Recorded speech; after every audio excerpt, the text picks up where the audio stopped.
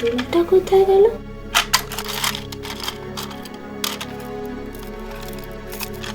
আরে এখানেই তো ছিল। আশ্চর্য। পাম্মিদি, পিসি, চাপড় বৌদি, কোথায় তোমরা? আরে আমি আমার দুল খুঁজে পাচ্ছি না। এখানেই তো রেখেছিলাম। যাবে কোথায় রে বাবা? আখি ভরে দেখি তারে পরাণ দিয়া ছুঁই, যতই মোরে দূরে সরায় তত কাছে রই।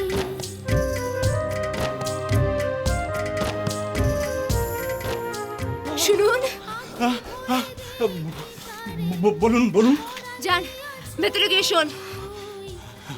হ্যাঁ, আর আপনি? আমার কথা ভাবতে হবে না, আপনি নিজে ভেতরে গিয়ে শুয়ে আমাকে উদ্ধার করুন। কেন মোরে দেবে দোলা? দেখুন, আপনি যদি কখনো আমাকে নিজের স্ত্রী বলে মনে করেন, তাহলে আমার বৌদির সাধে আপনি সোনার গয়না নিয়ে আসবেন। সে তো বোঝে না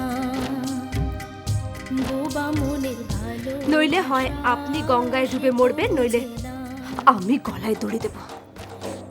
নাগর আমার নিঠুর বড় মনো বোঝে না, আমার ভাঙা খাঁচা পড়ে আছে সে তো আসে না, পোড়া মনে ভালোবাসা বাসা বাঁধে না।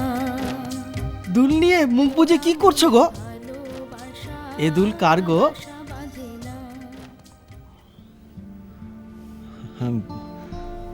না, কারণ না। ও বুঝেছি, এ তো ওর বইয়ের দুল, তাই তো? কাউকে বলিস না গদা। না না, কাকে বলবো? তোমার বইয়ের জিনিস তুমি দেখছো, কিন্তু সে আবার ওই জিনিসটা খুঁজছে না তো। খুঁজতে তার বই গেছে, তার ওখানে কত সোনা। এই এই একটা কানের দুল হারালো তো তার বই গেল। এ তো অনাদরে পড়ে থাকে। ঠিক তোমার মতো কত লোক, অথচ কেউ খোঁজই করে না তোমাকে। অনাদরে পড়ে থাকো এখানে।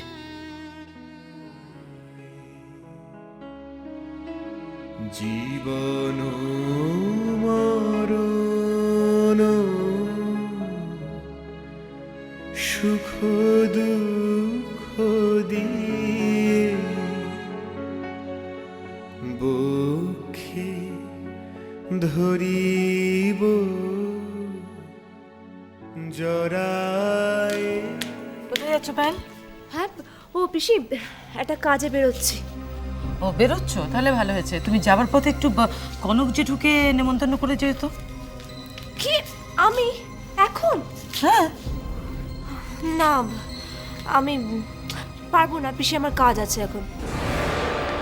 তুমি কোথায় যাচ্ছ বলো তো? ওই একটা কিছু কিনতে। কে কিনতে যাচ্ছ? গিফট। কার জন্য? দেখো, সাধে কিছু না কিছু তো উপহার দিতেই হবে। আমি যে শুনেছিলাম তোমার শ্বশুর বাড়ির থেকে জিনিস আসবে, মানে তুমি নাকি সেরকমই বলেছিলে। কে বললো? তোমার মামি বলছিল। যাক, তুমি আর নিজের থেকে পয়সা খরচা করে সোনা কিনতে যেও না। ও মা, তুমি রেডি আছো? আমাদের একটু বেরোতে হবে গো। কেন মা? ওই দেখো না, পাম্মি পায়েল ওরা সবাই সোনা কিনতে যাচ্ছে, কেউ নেমন্তন্ন করতে যেতে চাইছেই না। ও ঠিক আছে, আমরা কোন দিকে যাব? আগে বালিগঞ্জ থেকে শুরু করি। ভালোই হলো। কেন? তাহলে আর একজনকে নেমন্তন্ন করে আসা যাবে। কাকে বলো তো? ওই যে যেখানে সেখানে আমাকে অপমান করছে, সাপের মতো ফুঁসছে, কখনো ফনা তুলছে আবার কখনো নামিয়ে দিচ্ছে। বড্ড অপমান করছে না। আজকে তাকে এমন যন্ত্রণা দেব। তুমি কার কথা বলছো? মিস্টার রণজয় রায়।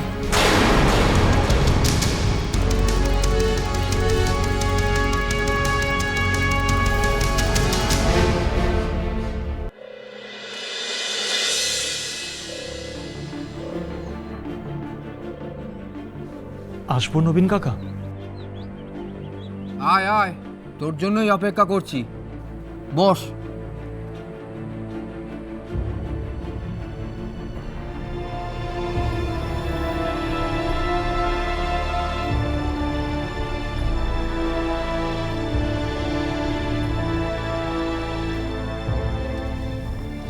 এই যে কাকা।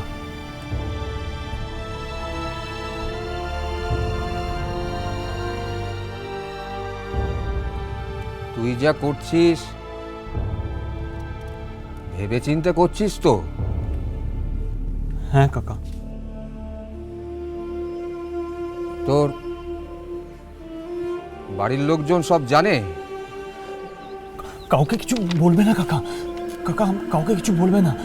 আমি তোমার টাকা ঠিক সময় মতো শোধ করে দেবো। তুমি কাউকে কিছু বলবে না, হ্যাঁ? বলো না কাউকে কিছু। এসব কেন করছিস বাবা? আর কিছু করার নেই, একজনের মান রাখতে হবে। সে বড় গর্ব করে, দম্ভ করে আমার কাছ থেকে একটা জিনিস চেয়েছে। সেটা যদি আমি তাকে না দিতে পারি তাহলে তার মান যাবে। কার মান? আমার বউয়ের মান। কার? না না, কিছু না, কিছু না। কাকা কাকা, তোমার দুটো পায়ে পড়ি। তুমি কাউকে কিছু বলবে না। আরে তুমি কাউকে আরে কিছু পাচার পাচার আমি তোমার পায়ে পড়ছি। আরে বাবা, কিছু বলবে না কাউকে, পাচার বলো তুমি। পাচার কি করছিসটা কি? নে নে, বস বস বস। নে, এখানে একটা সই করে দে তো। এইখানটা এইখানটা এইখানটা। সোনা নিয়ে আসতে হবে আপনাকে। আমার বাপের বাড়িতে আমার মাথাটা হেট করবেন না।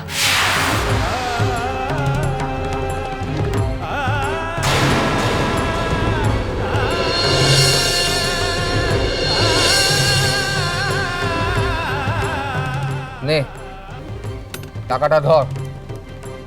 টাকা সাবধানে রাখবি। টাকা খুব খারাপ জিনিস।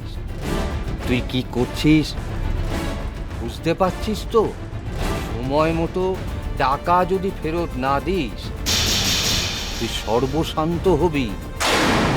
তোর ওই চাষের জমি, বসত বাড়ি সব যাবে। যাকগে, তবু তার মান রাখতে হবে। আমার বাপের বাড়িতে আমার মাথাটা হেট করবেন না। দেখুন, আপনি যদি কখনো আমাকে নিজের স্ত্রী বলে মনে করেন তাহলে আমার বৌদির সাথে আপনি সোনার গয়না নিয়ে আসবেন। অনেক ধন্যবাদ কাকা, অনেক ধন্যবাদ।